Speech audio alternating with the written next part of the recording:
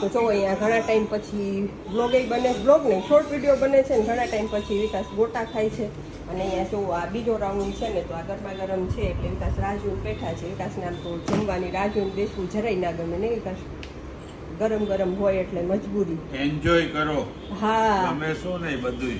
હા અને આ વસ્તુ કોણે કાલે શીખડાવી જરાક ઈ કહી દો. ટાઈમને એન્જોય કરવાનું, વિકાસને રાહ જોવી પડે ને એટલે બહુ જ તકલીફ પડે. એટલે હજી કાલે જ અમારી ટોપિક ઉપર વાત થઈ હતી કે વિકાસ રાહ જોવાની હોય ને એને એ ટાઈમને જે વચ્ચેનો ટાઈમ હોય ને એને એન્જોય કરો. તો વિકાસ મારો ડાયલોગ મને જ પાછા ચોપડે. તો હવે શીખી ગયા ને એન્જોય કરો.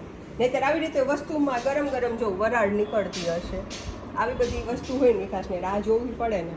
રેસ્ટોરન્ટમાં જમવા જવાનું હોય ને એમાં વાર તહેવાર શનિ રવિ હોય ને વિકાસ ના પાડી દે. તો ચાલો 1 મિનિટ પૂરી થઈ ગઈ, 1 મિનિટના જ શોર્ટ વિડીયો મૂકવા છે. આવજો.